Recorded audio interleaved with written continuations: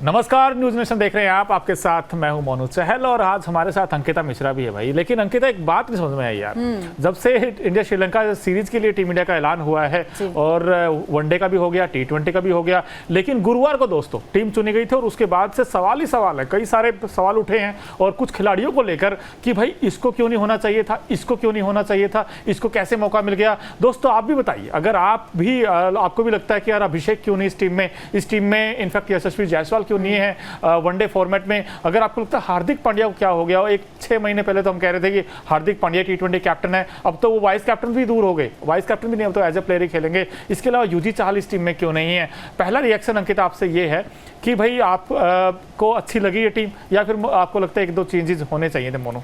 देखिए, सबसे बड़ा क्वेश्चन मार्क आपने कहा कि अभिषेक को नहीं लिया गया। ऋतुराज गायकवाड़ जो कि हम कहते हैं ना T20 के वो भी बादशाह ही कह जाते हैं, आईपीएल में अच्छा प्रदर्शन के बाद जिम्बाब्वे टूर में अच्छा प्रदर्शन किया था, उसके बाद नजरअंदाज किया गया उन्हें। साथ ही साथ अगर मैं बात करूं यहाँ पर रियान पराग, ये ऐसे नाम हैं जिन्हें आई थिंक चलिए T20 में तो आपने ले लिया इन्हें एज क्योंकि T20 में मोनू ऐसा होता है ना कि आप युवा खिलाड़ी को मौका दीजिए, क्योंकि वहां से एक बेटर प्रदर्शन के साथ वो एक बड़ी टीम के साथ जुड़ेंगे, क्योंकि ओडीआई फॉर्मेट जो है वो हर किसी का सपना होता है खेलना। लेकिन वहां पर रियान पराग को लेना थोड़ा सा क्या बहुत ज्यादा क्वेश्चन मार्क उठ रहा है, क्योंकि रविंद्र जडेजा जो कि हमने देखा था कि साल 2023 में बल्ले से कमाल करके दिखा पाए थे और गेंदबाजी में भी अच्छा प्रदर्शन किया था, तो जड्डू का ना होना, यहाँ पर ऋतुराज का ना होना, बाकी बड़े बड़े प्लेयर्स का ना होना, कहीं ना कहीं गंभीर के जो सवाल हैं, गंभीर के जो क्वेश्चन उठ रहे हैं उन पर उठना लाजमी भी होगा, क्योंकि संजू सैमसन को वो 2020 में बैक करते नजर आए थे। एक ट्वीट वायरल हो रहा है उनका कि संजू सैमसन जो है वो बेस्ट विकेट कीपर बल्लेबाज नहीं बल्कि एक युवा बल्लेबाज है। अब देखिए, आप उन्हें बैक करते 2020 में नजर आए थे, लेकिन 2024 की जो टीम आई है श्रीलंका टूर के लिए, वहां पर संजू सैमसन जो है वो ओडीआई स्क्वाड में ही नहीं है। तो ये सवाल बहुत सारे हैं और सबसे ज्यादा जो सवाल चर्चा का विषय था कि 4 दिन पहले हमने हार्दिक पांड्या को कप्तान के तौर पर माइंड में सोच लिया था, और जब उन्होंने लास्ट ओवर किया था ओडीआई माफ कीजिएगा T20 वर्ल्ड कप में, तब तो और भी ज्यादा क्लियर हो गई थी पिक्चर कि हार्दिक पांड्या ही हमारे T20 के कप्तान हो गए। और हाइप भी क्रिएट हुई थी जब उन्होंने गुजरात टाइटंस को जिताया था, दूसरे साल उन्होंने फाइनल तक पहुंचाया था, तो ये क्लियर पिक्चर हो गई थी कि जैसे रोहित जाएंगे तो हार्दिक ही आएंगे। लेकिन हार्दिक इस तरीके से उनको रिप्लेस करेंगे सूर्य कुमार यादव किसी ने सोचा नहीं था। खैर, ये अपनी खुद की रणनीति हो सकती है, क्या पता फिटनेस को लेकर ये बात की जा रही है कि हार्दिक पांड्या जो है एक मैच में फिट होते हैं, दूसरे मैच में अनफिट हो जाते हैं। और हमने देखा भी है कि अभी श्रीलंका टूर से पहले उन्होंने BCCI से मांग की थी कि उन्हें आराम दिया जाए ओडीआई के लिए, तो शायद ये फैसला लोगों ने कहा कि बहुत आराम हो गया, अब आराम ही कीजिए आप। अच्छा अंकिता, आपने एक बड़ी दिलचस्प बात बोली कि गौतम गंभीर, अब उनको सवालों के जवाब देने होंगे। और आपको बताया दोस्तों 22 जुलाई, जी हाँ दोस्तों, 22 जुलाई को टीम इंडिया की प्रेस कॉन्फ्रेंस होगी। उसमें इनफैक्ट रोहित भी होंगे, सूर्य कुमार यादव भी होंगे, दोनों कैप्टन होंगे, साथ में गौतम गंभीर भी होंगे। तो वहाँ पर कई सारे सवाल पूछे जाएंगे। क्यों? क्योंकि जो ओडीआई का स्क्वाड आया, T20 का स्क्वाड आया, आपको एक एक करके दिखाते भी है भाई ओडीआई का स्क्वाड क्या है, टीम इंडिया का किन किन खिलाड़ियों को मौका मिला है, कि कौन नहीं है, कौन है, और जो हैं क्या वो परफॉर्म कर पाएंगे। जैसे शिवम दुबे होंगे, ये देखिए ओडीआई का स्क्वाड हम आपको दिखा रहे हैं अंकिता, ये बड़ा दिलचस्प है। अब रोहित शर्मा कैप्टन है, विराट रोहित कमबैक हो गया इस टीम में, शुभमन गिल होंगे, उसके बाद KL राहुल। अब KL राहुल इस टीम में आए हैं, तो इसका मतलब ये है कि एक ही खेलेंगे, या तो KL राहुल या ऋषभ पंत, या फिर दोनों खेलेंगे, ये भी आप बता सकते हैं दोस्तों। उसके अलावा अय्यर भी होंगे, दुबे हैं, कुलदीप, सिराज, सुंदर, अर्शदीप, रियान पराग, अक्सर, खलील और हर्षित राणा। लेकिन आपने 2 नाम देखे होंगे, एक हर्षित राणा और एक श्रेयस अय्यर। अंकिता, कुछ आप कहना चाहेंगे? देखिए, मतलब बिल्कुल आपसे सही सवाल किया, क्योंकि KKR की तरफ से चाहे हम मेंटोर की बात करें, जब गौतम गंभीर मेंटोर रहे, जब वो टीम का हिस्सा रहे, तो यहाँ से बहुत सारे खिलाड़ी वहां पर नजर आए। आपने देखा होगा कि श्रेयस अय्यर, BCCI ने कॉन्ट्रैक्ट उनका हटा दिया था, उसके बाद एंट्री हो गई है यहाँ पर श्रेयस अय्यर की ओडीआई फॉर्मेट में। साथ ही साथ हर्षित राणा, आप देखिए इनका डेब्यू हुआ है, प्लेइंग 11 में मौका मिलेगा नहीं मिलेगा, लेकिन बहुत अच्छी बात है कि उनका डेब्यू कराया गया। अब देखिए, फेवरेटिज्म जो एक शब्द है मोनू चहल, वो बहुत ज्यादा ट्रेंडिंग हो रहा है और कहा जा रहा है कि जो क्रिकेट है अब यहाँ पर भाई भतीजावाद जो चल रहा है वो उभर कर सामने आ रहा है, क्योंकि KKR के 6 प्लेयर्स, अब देख लीजिए शुभमन गिल भी KKR का हिस्सा थे, वो खेल चुके हैं, एक जमाने में थे। सूर्य कुमार यादव भी गौतम गंभीर की कप्तानी में खेल चुके हैं, स्काई नाम उन्होंने ही दिया था, गंभीर ने ही दिया था। इसके अलावा कुलदीप यादव भी KKR के लिए खेल चुके हैं। अब यहाँ से रिंकू सिंह हो गए, श्रेयस अय्यर हो गए और नीतीश राणा, माफ कीजिएगा हर्षित राणा जो है वो KKR का हिस्सा है। तो ये कहा जा रहा है कि धोनी के जो खास प्लेयर्स हैं उसमें से रविंद्र जडेजा हो गए, ऋतुराज गायकवाड़ हो गए, इन्हें गंभीर अच्छा, वो जो मीम्स वायरल होते रहते हैं कि भाई कि धोनी के जो 2 प्लेयर थे जिसमें कि आपकी ऋतुराज गायकवाड़ और रविंद्र जडेजा। रविंद्र जडेजा को वनडे में भी मौका नहीं मिला है और T20 में तो वैसे ही रिटायरमेंट ले लिया, और ऋतुराज गायकवाड़, बट ऋतुराज गायकवाड़ का तो यार मुझे भी लगा, क्योंकि मुझे भी ऐसा लगा भाई ऋतुराज गायकवाड़ तो वो प्लेयर हैं जो 2 फॉर्मेट तो पक्का खेल सकते हैं। वो वैसे देखा जाए तो वनडे भी खेलते हैं, T20 भी खेलते हैं, और इसी सीजन IPL 2024 में वो सेकंड हाईएस्ट रन गेटर थे CSK के लिए, और जब टीम में आए तो उन्होंने कुछ बुरा भी नहीं किया था। जिम्बाब्वे सीरीज में उन्होंने रन भी बनाए थे। अंकिता, कहाँ गलती हो गई? अब देखिए मोनू, जो हम कहते हैं ना कि परिवर्तन ही प्रकृति का नियम है। तो अगर एक एग्जांपल के तौर पर मैं आपको समझाती हूँ कि मान लीजिए आप किसी संस्थान पर में या फिर कहीं जॉब कर रहे हैं, आपका बॉस आपकी टीम से बहुत अच्छी आपकी बनती है, लेकिन अचानक से उस बॉस की जो है वो वहां से चला जाता है, आपका वो बॉस चला जाता है और दूसरे बॉस की एंट्री हो जाती है ऑफिस में आपके। तो वो बॉस चाहेगा ना कि हमारी टीम आए, मतलब उसकी टीम आए, तो ये इसमें कोई गलत बात भी नहीं है। हर कहीं पे फेवरेटिज्म जो है वो चलता है। आप हर किसी के साथ एक, हम कहते हैं ना, जैसे मैं और आप साथ में काम कर रहे हैं तो हमारा तालमेल अलग है, आपका किसी और से तालमेल अलग होगा, तो ये प्रायोरिटी लोग है ना, वो प्रायोरिटी कहीं ना कहीं। ये ठीक है आपकी बात कि भाई ये 1-2 खिलाड़ी का तो खैर आते जाते ही हमने लंबे टाइम से देखा है। जब कोच आते हैं तो उसमें इनफैक्ट रवि शास्त्री पर भी ये बोला गया था कि यार ये विराट कोहली को फेवर करते, विराट कोहली के बारे में बोला गया था कि चाहल को मौका देते, MS धोनी के बारे में भी ऐसा बोला गया था। बट आप ये भी तो सोचिए दोस्तों, ये जो स्क्रीन पर दिख रहे हैं इस वक्त अभिषेक शर्मा, इन्होंने 100 बनाया था जिम्बाब्वे के साथ। अब 100 बनाकर भी अगर बाहर होता है कोई प्लेयर, आप कुछ महीने पहले इनफैक्ट IPL में आपने कहा था, अंकिता आप भी कह रहे थे कि यार ट्रेविस हेड और अभिषेक जैसे खेलते हैं मोनू, मुझे तो बड़े रास आते हैं दोनों प्लेयर। अब ट्रेविस हेड तो खैर ऑस्ट्रेलिया के लिए खेलते हैं, अभिषेक तो सही बंदा है जो T20 फॉर्मेट को सही से समझता है, यूटिलाइज भी करता है और रन बनाकर देता है। और आपको तो ऐसा ही बैट्समैन चाहिए ना, ये हाथ उठा रहे कि हाँ मैं यस कर सकता हूँ, जो सहवाग काम करते थे। उसके बाद हमने देखा कि यहाँ पर क्यों नहीं है अभिषेक शर्मा, अंकिता बताइए, लोग भी जानना चाहते हैं। हाँ देखिए, मेरे हिसाब से अगर T20 जो स्क्वाड है वहां पर शुभमन गिल और जायसवाल ही ओपन करेंगे। आपने भी देखा कि जैसे यहाँ पर जायसवाल की एंट्री हुई थी जिम्बाब्वे टूर में, वहां पर रिप्लेस कर दिया गया था यहाँ पर अभिषेक को, नंबर 3 पर वो बल्लेबाजी करने आए थे, तो वहीं से चीजें क्लियर हो गई थी कि शायद अभिषेक को अभी ओपन के लिए नहीं रखा गया है। और T20 के स्क्वाड में भी हमने देखा है कि वहां पर जायसवाल और गिल ही ओपन करेंगे, और नंबर 3 पर आपके कप्तान जो कि सूर्य कुमार यादव वो नजर आएंगे। नंबर 4 पर आप देखिए रिंकू, माफ कीजिएगा, पंत या फिर पराग, आई थिंक इनमें से किसी की एंट्री हो सकती है, तो शायद इसलिए रखा गया होगा। लेकिन रियान पराग को लेना मेरे लिए थोड़ा खटकता हुआ नजर आया। और मैं आपसे भी एक सवाल पूछना चाह रही हूँ मोनू की, अभी 1 महीने पहले जब हमने स्क्वाड देखा था टीम इंडिया का, IPL के बाद स्क्वाड जब आया था, तो वहां पर हमने देखा था कि स्क्वाड का जो हिस्सा नहीं थे, रिजर्विंग प्लेयर के तौर पर जो खिलाड़ी थे, उन्हें अब टीम में जगह मिल गई है। और खासकर शुभमन गिल जो कि ट्रैवलिंग रिजर्व प्लेयर के तौर पर थे, वहां पर टीम इंडिया के स्क्वाड का हिस्सा भी नहीं थे, उन्हें उपकप्तानी मिल गई, यानी कि दोनों फॉर्मेट में। चलिए T20 में तो ये कहा जा रहा था कि चलिए उन्होंने कप्तानी भी की जिम्बाब्वे टूर के लिए, बाकी उन्होंने IPL में भी अभी गुजरात टाइटंस का हिस्सा भी है, कप्तानी भी कर रहे हैं। तो बहुत सारे सवाल ये हैं कि ODI में भी उन्हें मौका दे दिया गया, यानी कि ODI में आप कंसीडर कर रहे हैं कप्तान के तौर पर। अगर आपने अभी उपकप्तानी दी है तो साल 2027 में वर्ल्ड कप भी होना है, उस वक्त वो सीनियर प्लेयर के तौर पर नजर आएंगे। तो यानी कि अभी से हम ये निश्चित कर लें कि शुभमन गिल ही हमारे कप्तान होंगे। बिल्कुल, और ये इनफैक्ट गौतम गंभीर की सोच है, और उन्होंने देखा है कि भाई ये ब्राइट फ्यूचर हमें लगता है शुभमन गिल में। शुभमन गिल में वो बात है जो कप्तानी कर सकते हो आगे चलकर। तो इनफैक्ट रोहित है, अब रोहित ये नहीं पता कि 2027 वनडे वर्ल्ड कप तक खेलेंगे या नहीं खेलेंगे। और आपने बिल्कुल सही सवाल किया कि रिजर्व के तौर पर हमने देखा था T20 वर्ल्ड कप में। भाई T20 वर्ल्ड कप जब वर्ल्ड कप जैसा टूर्नामेंट हो, इनफैक्ट चाहे एशिया कप भी आजकल तो T20 फॉर्मेट में हो गया है, जब बड़े टूर्नामेंट आते हैं तो आप बेस्ट 15 नहीं चुनते हैं ना कि हमारे ये 15 खिलाड़ी हैं। अब उन 15 में से कुछ तो है ही नहीं, जैसे युजी चाहल, वो है ही नहीं इस टीम में T20 में। या तो वो तब सही थे या अब सही है, या कौन सही है और कौन गलत है, मुझे तो समझ नहीं आया टू बी ऑनेस्ट। क्योंकि यार आपने युजी चाहल को T20 वर्ल्ड कप में चुना है तो फिर यहाँ भी होने चाहिए थे वो, बिल्कुल वहां पर भी नहीं चुने गए थे और फिर उन्हें खिलाया भी नहीं गया। मतलब इतने अंडररेटेड उनको कर रहे हैं कि एक ऐसा खिलाड़ी जिनके पास सबसे हाईएस्ट विकेट टेकिंग गेंदबाज वो माने जाते हैं, और चहल को आप IPL में 200 विकेट लिए उन्होंने, 200 विकेट लिए, पहला गेंदबाज बना था। बहुत सारी चीजें हैं। तो आपने वहां पर, चलिए बहुत सारे गेम वहां पर हुए थे कि आपने अगर सुपर, मतलब हमने ग्रुप स्टेज में आपने नहीं खिलाया तो सुपर 8 में आपको खिलाना चाहिए था। कहीं ना कहीं उन्हें 1 या 2 मैचेस में मौका देना चाहिए था, आपने मौका दिया नहीं, और आपने ये सोच लिया कि ये गेंदबाज जो है वो हमारे लिए सही साबित नहीं होगा। तो युजी चहल अब अभी अगर नहीं उनका नाम है तो शायद उनका जो क्रिकेट करियर है उस पर भी कहीं ना कहीं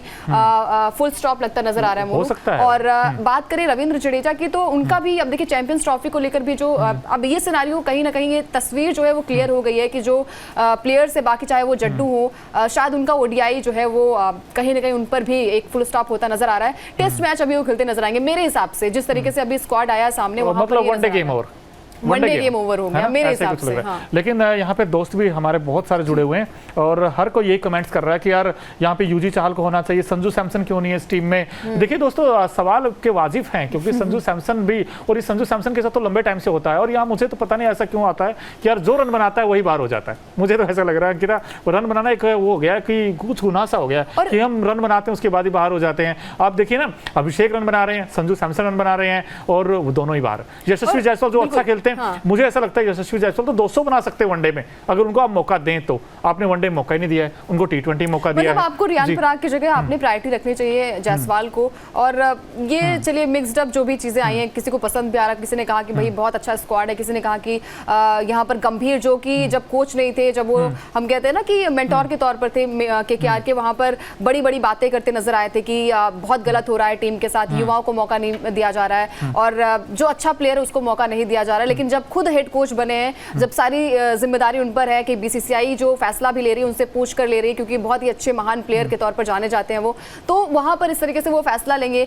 रियान पराग का सिलेक्शन होना कहीं ना कहीं, अभी देखिए श्रीलंका जो टूर होगा वहां पर दिख जाएगा कि रियान पराग जो है उनकी बैट में आग है कि नहीं है। लेकिन एक सवाल और है मोनू की, हार्दिक पांड्या क्या इनका भी एक तरीके से गेम ओवर नजर आ रहा है? क्योंकि सिर्फ और सिर्फ हमने देखा है कि ओडीआई में इनका बहुत ही खराब प्रदर्शन रहा है, ओडीआई मैच इन्होंने खेला भी नहीं है बहुत ज्यादा, तो क्या हम कहें कि अब टी20 में भी कहीं ना कहीं ब्रेक लगता नजर आ रहा है? यार देखिए, टी20 में एक बात तो आपको माननी पड़ेगी दोस्तों कि थोड़ा डाउनफॉल तो हुआ है उनका और थोड़ा नहीं बहुत ज्यादा हो गया अब तो। और दूसरी चीज ये है कि भाई जो कैप्टन शुभमन गिल और इनफैक्ट सूर्य कुमार यादव हों, चाहे ये हार्दिक से आगे इसलिए निकल गए क्योंकि हार्दिक के ऊपर सवाल उठे थे कि उनके फिटनेस को लेकर कि भाई हार्दिक फिट नहीं रहते हैं। और अगर आप देखेंगे तो हार्दिक ने ऐसे कुछ गलत भी नहीं किया क्योंकि टी20 जब वर्ल्ड कप हुआ था तो हार्दिक पांड्या ने जब जब मौका मिला तब तब उन्होंने रन बनाए थे, जब विकेट्स का मौका मिला तो विकेट्स लिए थे। और मेरे ख्याल से हार्दिक पांड्या, ये जो स्क्रीन पे दिख रहे हैं अंकिता आपको, ये अहम रोल प्ले किया था इन्होंने। वो अगर क्लास एंड आउट नहीं होते तो हो सकता है मैच निकाल देते। अगर मोनू सूर्या कैच नहीं लिया होता तो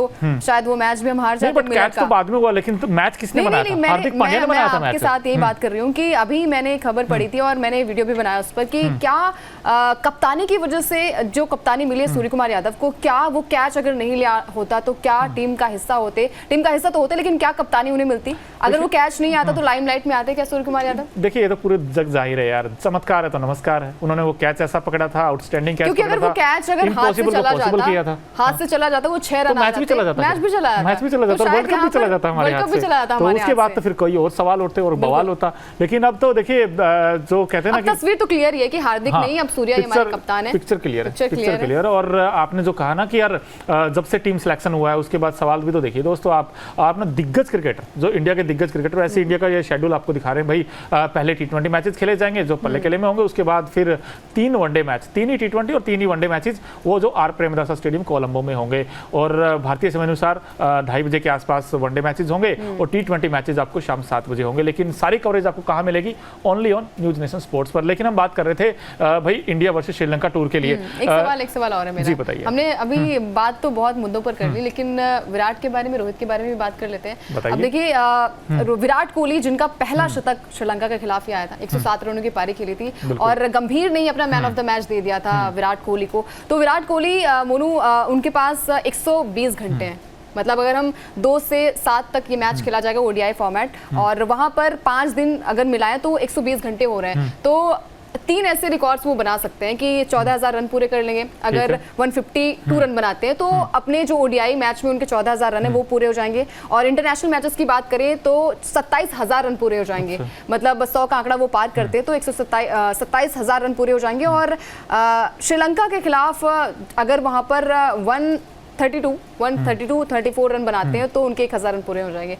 तो मतलब विराट श्रीलंका के खिलाफ बल्ला चलता है और श्रीलंका के खिलाफ रोहित शर्मा का भी बल्ला चलता है, आपको याद होगा। 264, मतलब हमारी जो सबसे बड़ी ताकत रोहित और विराट, वो लंका में डंका बजाएंगे। सकता है, बिल्कुल लंका में डंका बजाएंगे। और आपने रिकॉर्ड्स की बात की, खैर ये तो रिकॉर्ड से एक अलग चीज है, लेकिन जो इम्पैक्ट है वो है सबसे बड़ी चीज़। और इम्पैक्ट विराट का जो है वो हमने देखा था वो लास्ट मैच में टी20 वर्ल्ड कप में। बट सवाल तो बहुत सारे हैं और जो क्रिटिसाइज हुए हैं, ये दिग्गज क्रिकेटर जिनकी मैं बात कर रहा था, हरभजन सिंह ने, उन्होंने सवाल उठाए थे। और हरभजन सिंह ने इनफैक्ट ट्वीट किया था बाकायदा, उन्होंने कहा था इस टीम में संजू क्यों नहीं है, इस टीम में यशस्वी जायसवाल क्यों नहीं है, और इस टीम में वेयर इज यूजी चाहल। हाल वो भी क्यों नहीं है। इसके अलावा कृष्णमाचार्य श्रीकांत ने भी सवाल उठाए थे कि भाई हर किसी किस्मत ना शुभमन गिल जैसी नहीं हो सकती। उन्होंने ऐसा बोला है अंकिता कि भाई गिल को जैसे कैप्टन बनाया गया ना, वाइस कैप्टन चुना गया। पहले बोलूं कि हम मतलब गिल को बहुत सपोर्ट कर रहे थे, बैक कर रहे थे कि गिल को T20 में क्यों नहीं लिया गया, और क्या पता था गिल को भी नहीं पता रहा होगा कि मैं उप कप्तान बन जाऊंगा दोनों फॉर्मेट। बिल्कुल। और इसके अलावा एस बद्रीनाथ ने तो ये तक कह दिया कि जिनके अच्छा पीआर है,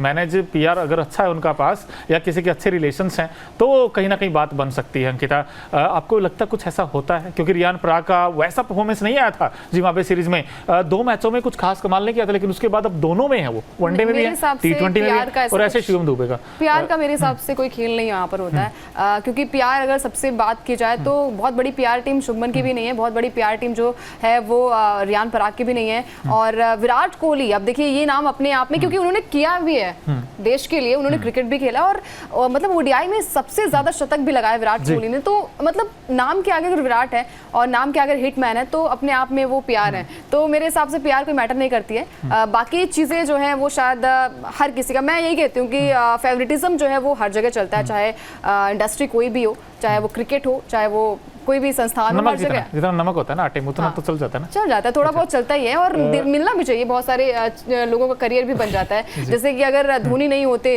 तो शायद विराट और रोहित को मौका नहीं मिलता। रोहित शर्मा जो है वो नंबर 7 पर बल्लेबाजी करते थे, आपको याद होगा, लेकिन अब बेस्ट ओपनर के तौर पर जाने जाते हैं, कप्तानी के तौर पर जाने जाते हैं, और कप्तानी में ट्रॉफी भी दिलाई है। तो बहुत सारी चीजें हैं, लेकिन कुछ प्लेयर्स को इस तरीके से सिलेक्शन होना, वो ये मुद्दा जो है वो अभी बढ़ता जाएगा, मतलब इफ एंड बट तो है, अभी बढ़ता जाएगा। अगर ये सीरीज हम हार गए तो और भी मुद्दा बढ़ेगा, और मुद्दा बढ़ेगा। लेकिन हम आपको जल्दी से एक बार फिर से T20 का स्क्वाड दिखाते हैं, क्योंकि पहला मैच 27 जुलाई को खेला जाएगा, पल्ले केले में खेला जाएगा मुकाबला, और जो T20 का स्क्वाड आया है उसके अनुसार मैं अंकिता से पूछूंगा, अभी थोड़ी देर में आ जाएगी तो खैर शेड्यूल है, इसके बाद जो T20 का स्क्वाड है वो हम आपको दिखाएंगे, और उसमें से अगर आपको प्लेइंग 11 चुननी हो, ये है बड़ा सवाल। अब श्रीलंका के खिलाफ प्लेइंग 11 की तस्वीर साफ क्या हो सकती है, किस किस को मौका मिल सकता है, और आपकी टीम में ओपनर कौन होंगे, ये है। वैसे सूर्य कुमार यादव कैप्टन इस टीम के, ओपनर आपके अंकिता कौन होंगे, नंबर 3 नंबर 4 ऑलराउंडर्स, बॉलिंग क्या हो सकती है? मेरे हिसाब से गिल और जायसवाल ओपन करेंगे, नंबर 3 पर आएंगे सूर्य कुमार यादव, नंबर 4 पर आएंगे आपके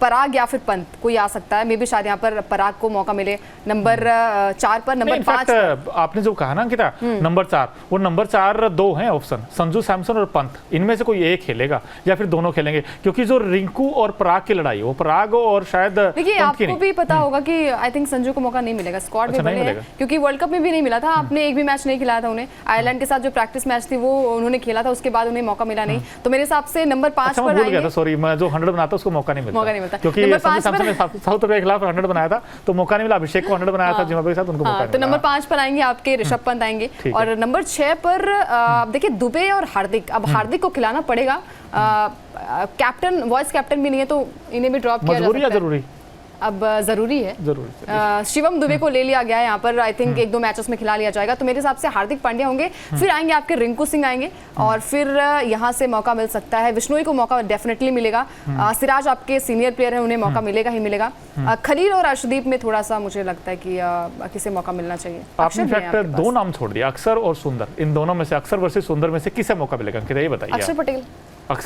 तो वाशिंगटन सुंदर तो पिछले सीरीज में प्लेयर ऑफ द सीरीज रहे थे, उनको तो प्लेयर ऑफ द सीरीज का यार, तो ऐसे तो फिर आवेश खान और मुकेश कुमार का भी नाम नहीं है ना यहाँ पर, उन्होंने भी तो अच्छी गेंदबाजी की थी और उन्होंने भी टीम में अहम रोल निभाया था हर एक मैच में, तो फिर मेरे हिसाब से अक्षर पटेल ही होंगे अगर एक्सपीरियंस के हिसाब से, क्योंकि टीम इंडिया की यही दिक्कत है ना मोनू चहल की, टीम इंडिया जो है वो ये चाहती है कि नंबर 7 पर भी जो बैट्समैन आ रहा है ना, जो बॉलर आ रहा है वो बल्लेबाजी भी कर ले, तो कंसर्न ये भी रहता है ना कि अक्षर पटेल जो है वो ऑलराउंडर है, तो शायद वहाँ पर, तो मेरे हिसाब से ऊपर की तो चीजें फिक्स है, मतलब निचले क्रम पर शायद यहाँ पर सिराज जो है वो एक्सपीरियंस के तौर पर लिया जाएगा, सिराज ने अच्छा किया भी है, वर्ल्ड कप में तो नहीं किया लेकिन बाकी बेहतरीन फॉर्म में है, तो मेरे हिसाब से यहाँ पर मौका मिल सकता है, अर्शदीप को मौका मिल सकता है, खलील को भी मिल सकता है। नहीं, मैं आपसे इत्तेफाक रखता हूँ हर एक बैट्समैन से, बस 2 कंसर्न है, एक तो है पंत वर्सेस संजू में कौन खेलेगा, और दूसरा मेरा कंसर्न है कि अक्षर वर्सेस वाशिंगटन सुंदर में उनमें कौन होगा। अगर आप सुंदर को ग्रूम कर रहे हैं ना अभी, क्योंकि आपने रविंद्र जडेजा का रिप्लेसमेंट अगर आप देख रहे हैं वाशिंगटन सुंदर को,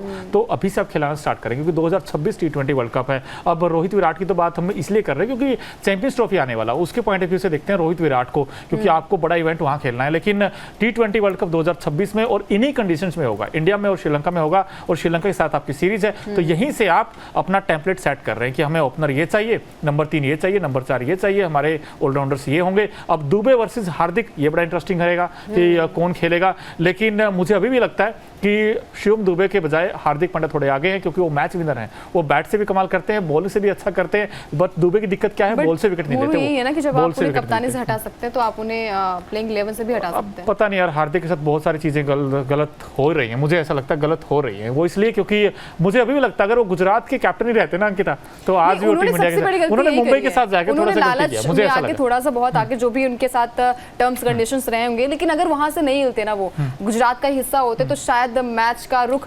चैंपियन, क्योंकि मुझे लगता है कि बहुत नेगेटिव चीजें उनके साथ चली आई। मुंबई की अगर बात करें तो वहां पर भी आ गई। तो मेरे हिसाब से स्क्वाड तो ही बहुत सारे लोग खुश होंगे, बहुत नहीं होंगे। मोनू, चहल, आई थिंक आप भी इत्तेफाक रखते होंगे, लेकिन इस ओवरऑल जो गर्मा गर्मी चल रही मुद्दे को लेकर आप क्या सोचते हैं, आपकी क्या राय है, कमेंट करके फटाफट से बताइए। वीडियो पसंद आ गया हो तो लाइक शेयर भी कर दीजिए। इसके अलावा अगर आप ये वीडियो हमारे यूट्यूब चैनल पर देख रहे हैं तो चैनल को सब्सक्राइब कर लें, साथ ही साथ फेसबुक या फिर इंस्टाग्राम पर ये वीडियो देख रहे हैं तो चैनल को फॉलो जरूर कर लें ताकि एक भी खबर मिस ना होने पाए। न्यूज नेशन अब व्हाट्सएप पर खबरों के ताजा अपडेट के लिए न्यूज नेशन के इस QR कोड को स्कैन करें।